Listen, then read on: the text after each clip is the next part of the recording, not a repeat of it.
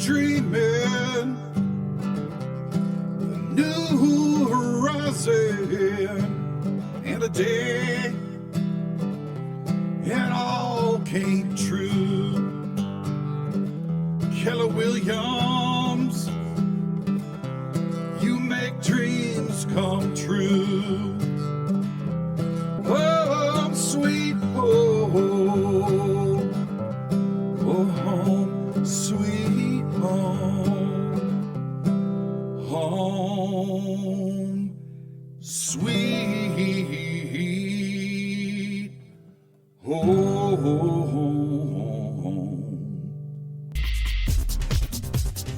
You're listening to Home Sweet Home with Russ, McClellan, and friends. And here's Russ. Hey, welcome back to Home Sweet Home with Russ, McClellan, and friends. I got Michael Maher with Prime Lending in this fourth segment as usual. How you doing, Michael? Good, Russ. Happy New Year. Happy to be here and talk about some interesting stuff for everyone listening. Yeah, so 2020 is a wrap. Here we sit in January, launching a new year, new ideas, some rejuvenated souls, hopefully.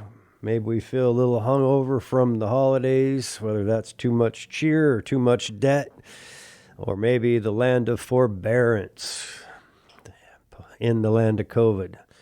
So I thought maybe we could talk a little bit about that, Michael. I mean, there's a lot of people that are currently not making mortgage payments, which is not affecting their credit score over this last 6 months or so, depending on the program. But maybe there's a lot of confusion on what do I do next, especially if these things are coming to an end. What advice do you have for those people? So first off, I know in December, a lot of forbearances potentially came to an end, and I know, extensions are still being worked on, and, some may have been put into place and such. But the most important thing, and to anyone listening out there, that I want you to take note of is just being in contact with your servicer. So the person that you're actually making your mortgage payment to. That's going to be the most important step that you can take. And really getting on the phone with somebody who's a live person, not an automation, and really having that discussion on how much time you have remaining on a forbearance, if that's what you're doing, and what that looks like at the end of that, whether you need to look at maybe selling, and maybe that's not a discussion that you want to have, but Russ and Keller Williams has some great agents that can have that discussion with you if that's what it's coming to, because what you want to avoid is mortgage late payments.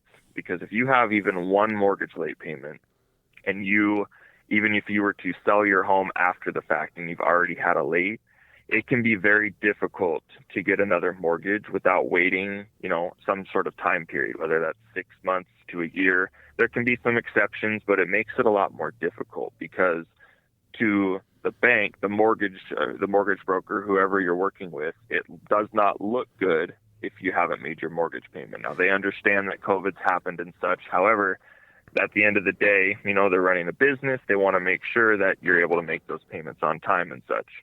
So with that being said, by having a plan set up with your servicer and knowing exactly when your next payment's due and what will happen to those payments that you have not made is going to be very important. And whether it's, selling the home and cashing out on that equity, and of that equity that those payments would be made back and made due, and then maybe you get on your feet and you found another job and you go buy another home.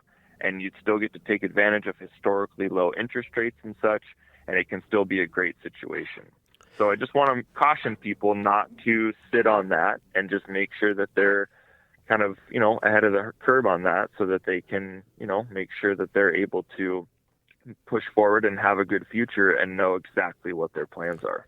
Yeah, it's great advice. It's all about taking control and taking action and living with intentional, prowess where you're not just being stagnant. It's real easy to get frozen when life seems to knock you down and kick you when you're down, right? Like that happens. But the one thing you must do to change any set of circumstances is take action. And so start to focus on what you can control. And so if you're in a forbearance, you may not want to be. That's not what you chose to be. You might have been laid off. You might have had, furloughs, all these things. So if you call the people that you're making your mortgage payment to, like Michael said, at least you can figure out where you're at. and not get blindsided. Now, one thing I want to clarify, Michael, when you say late on your mortgage payment, I think a lot of people think that if it was due on the 1st, that I'm late on the 2nd or the 15th. But really, do you technically mean 30 days late, right? That would affect your credit report? Or could you clarify that for me? Correct. Yeah, so typically most mortgage companies want their payment on the 1st, but most of them have a 15-day grace period before any late fee is given to the borrower. And then on that 30th day or the 1st of the next month, if you have not made the payment by then, you will have incurred a 30-day late payment. And then at that point, you will see a major drop in credit score. I mean, I've seen upwards of 100+ point swing on one mortgage late. So it's pretty much the one you don't want. You can get, I mean, you don't want a late payment on a credit card or a car payment or an installment loan, anything like that. But when it comes to a mortgage late, it's a very serious late that you can get on your credit report, and you can't recover from it. The only thing that recovers from it is time, which is good because eventually it will affect you less and less. But right off the bat, it can really have a major impact, which affects you from maybe getting a personal loan if you need some help, and so on and so forth. So by having that discussion with your servicer and avoiding that, leaves you in a lot better situation. And then another quick point is a lot of people that are maybe unemployed still and are in forbearance may have a ton of equity. And if all of a sudden you let that forbearance lap, and then, the foreclosure process starts and such, you can start to forfeit a lot, if not all of that equity potentially, if the bank starts to foreclose on the property. So why not, if that's the route it's headed and you're just not having luck finding a new job and unemployment isn't covering your bills, if you're sitting on $50,000 equity, why not sell the home, cash out on that, have some money in the bank, and then be able to have a little bit of breathing room, rent something for a little while you try and regroup, and then you can always buy another house later. And, like I said, there's some really good real estate agents with Keller Williams that can have that discussion with you on what your goals would be. As tough as they might be and as tough as that conversation might be to have, you just want to make sure you have those expectations up front. And like you said, Russ, really a call to action, and make sure that you don't let that get ahead of you and, push you out and get you even farther behind. Yeah, and just to reiterate, don't think it's on your own. That's the nice thing about having, a living, breathing person named Michael Maher or Sharon Crockett to help you, right? This doesn't have to be, it's like going to the gym and trying to redesign your own fitness program. You don't have to do that. There's people that have done that before you came around, right? So, like you said, coaching, you're a coach, right? I mean, you're going to coach them through the financial mortgage process to help establish themselves in the post-COVID environment and take advantage of that equity that they've earned. That's one of the things that people forget. Because you had the situation, and we're talking about refinancing right now, but if you had the wherewithal to get into home ownership, first of all, congratulations. That's a huge honor and a huge step. But I loved how you said, don't forfeit that equity. Don't sacrifice that equity. I remember living through the Great Recession where everybody had lines of credit and then one day they didn't, right? Like it was just over.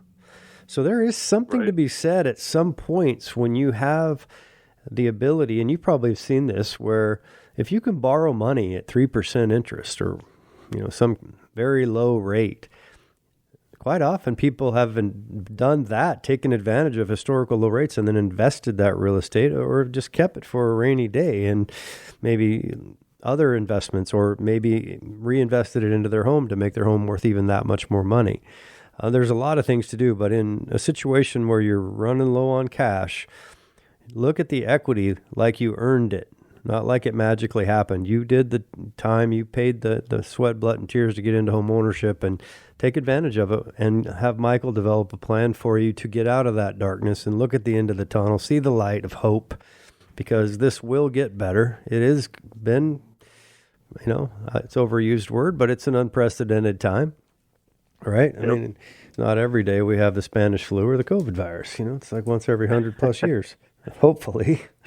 But, real estate is a hot ticket right now for a lot of people. We did this whole show the whole show this month, the shows this month were about inspiring people to use real estate as a vehicle to change their life, right? And the same goes for real estate mortgage. It's a component of real estate that we live and breathe. And having partners like Michael Maher and Sharon Crockett with Prime Lending, I just want to say how much I appreciate that. As rates stay the same and you're developing plans for people, what would you say is maybe one of the misconceptions? We have about 2 minutes left, Michael. What's one of the misconceptions that you hear a lot that maybe you could address? As far as getting a mortgage goes? Yeah. I would say one of the biggest ones is, there's a couple. I would say the first is that you need a down payment, and that's simply not the case. Now, if you have one, great. It opens up a lot of options for you, but you do not need 20% down. You don't even need 10% down. There's loans as limited as 3.5% down or even 0 down if you qualify. So don't let the fact that you don't have a down payment hold you back from having a conversation with us. The second is my credit's not good enough. I really want to caution everyone out there listening that if you are on Credit Karma, if you have one of these credit monitoring services, just to take caution with what they're telling you. They don't have a true FICO credit score. They can be a good tool to utilize to show kind of what your credit's doing, the overall activity, whether it's trending upwards or downwards. But if I run your credit and I say you have a 700 score, and then on your credit monitoring services, it says, oh, hey, someone's ran your credit and it drops 15 points. Your score didn't drop 15 points. It may have on the monitoring service, but as far as we're concerned, your score is still 700. So just be forewarned that they are tools. They are not always the most accurate. So it's free to use them. So, if someone's running your credit and you didn't know about it and all of a sudden, it gives you alert, they can be great for that. But as far as what your actual score will be, I've seen upwards of 100 to 120 point differences from what a Credit Karma says versus a true FICO score. Now, that's not always the case. Usually there's a pretty good correlation between the two, but just take it with a grain of salt.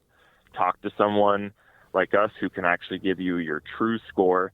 And then we're a credit coach as well. We can help you with certain things depending on what it is. And we've had a lot of experience with making little tiny changes and offering some advice on what people can do on their current credit to help them get those scores up if that's what they need to do. All right, man. Well, there you have it. Give Michael a call. Hey, thanks for tuning in for another show. Thanks, Michael. Happy New Year. Hey, throw that phone in the drawer. Get outside. Take a big, deep breath of fresh, non-COVID air. Have some fun. Live in gratitude. And have a great day. Thanks for tuning in to the Home Sweet Home with Russ McClellan Show. It's a bright new day. Just came my way. I bought a new home. Yeah, home, sweet home. Oh, home, sweet home. Keller Williams. I love my dream home. Yeah, I love my dream home. Home, sweet home.